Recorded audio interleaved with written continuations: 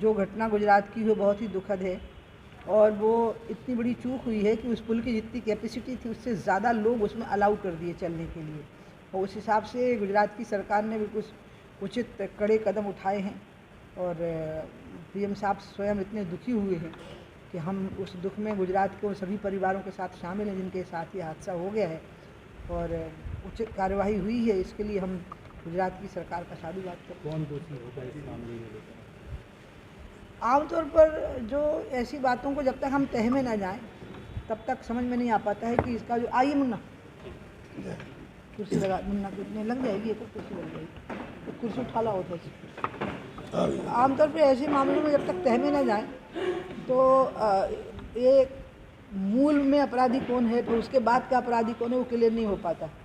तो मैं इस पर टिप्पणी नहीं कर पाऊँगी, लेकिन मैं ये बात ज़रूर कहूँगी कि दुखद हादसा हुआ है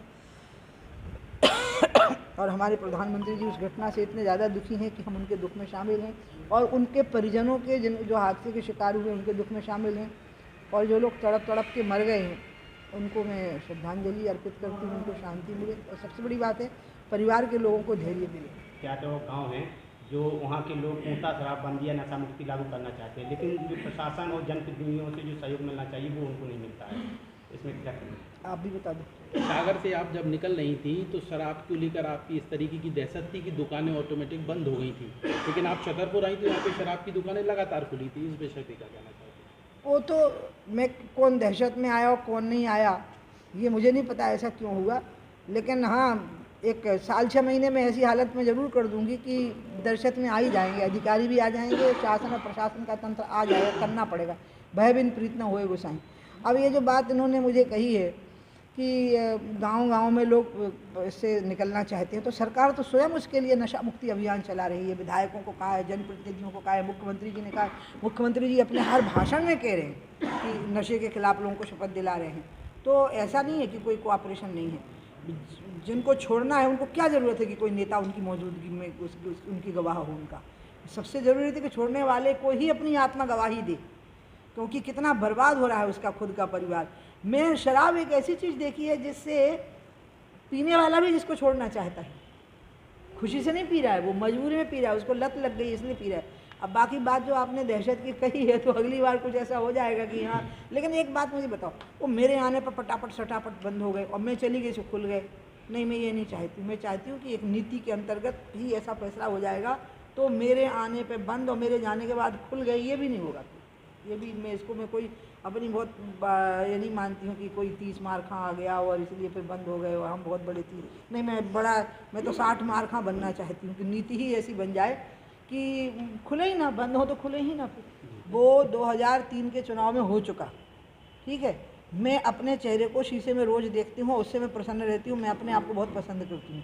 अब रही बाकी की बात, तो मेरे को तो अभी मेरा पूरा ध्यान रहता है गंगा पर। गंगा मेरी आराध्य है, शराब मेरी शत्रु है, मोदी मेरे नेता हैं, भाजपा मेरी पार्टी है, मध्य प्रदेश मेरी जन्मस्थली है, उत्तर प्रदेश मेरी कर्मस्थली है। तो इसलिए अपन तो सब तरफ के हैं, पूरी दुनिया के हैं, पूरी दुनिया अपनी है, इसके आगे मैं सोचती ही नहीं हूँ।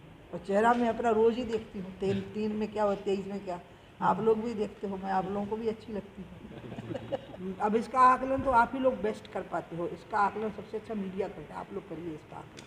हम लोग तो, हमारी तो इच्छा है कि हमारी सरकार बने और बहुत अच्छे प्रचंड बहुमत से भाजपा की सरकार कैसे बने। आपने पिछले दिनों कहा था कि भाजपा संगठन जातिगत समन्वय के आधार पर जरूरत है, इसका क्या मतलब है?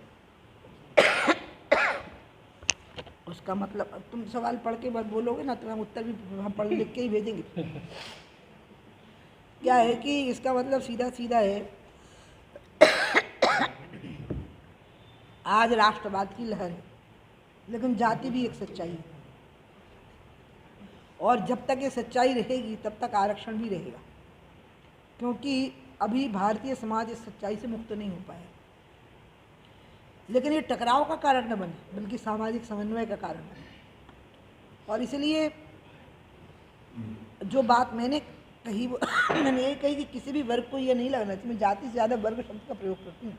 और मैंने कहा था क्षेत्रीय संतुलन और जातीय संतुलन का ध्यान रखना चाहिए, संगठन को भी सरकार को भी ये कहा था मैंने। उसमें किसी एक जाति विशेष की तरफ भी मेरा इंगित नहीं था।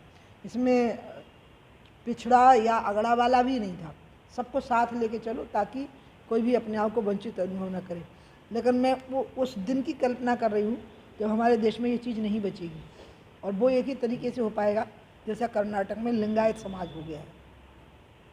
विभिन्न वर्णों के लोग उसमें शामिल हुए और उसका संस्थापक एक ब्राह्मण था, वीर बसवेश्वर बसव गुरु, जिनको बसव भगवान कहा जाता है। वो स्वयं एक ब्राह्मण थे और उन्होंने सबको अपील की थी कि शिवलिंग की उपासना करो, लिंगायत समाज की स्थापना करो और सब आपस में परस्पर विवाह संबंध करो, भोजन करो, एक दूसरे को मिल, जैसे गुरु नानक देव जी ने किया था सब सिख फिर गुरु गोविंद सिंह जी ने किया था, अमृत छकाया था, फिर दयानंद जी ने किया, आर्य समाजी हो गए थे, विवेकानंद जी ने किया, राजा राममोहन, अलग अलग समय पे हमारे यहाँ पे इस प्रथा में सुधार हुए हैं।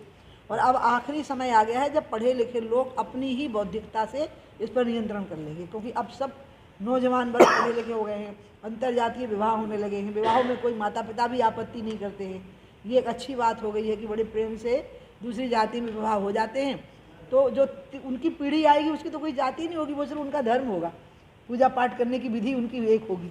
बाकी ये धीरे धीरे इसलिए हमारे देश में समाप्ति की ओर आ जाएगा। लेकिन जब तक ये समाप्त नहीं हो जाता है और जब तक इसका अस्तित्व रहेगा तब तक आरक्षण का भी ध्यान रखना पड़ेगा कि सबको मिलता रहे, और ये भी ध्यान रखना पड़ेगा कि सत्ता में, शासन में, प्रशासन में भागीदारी होती रहे।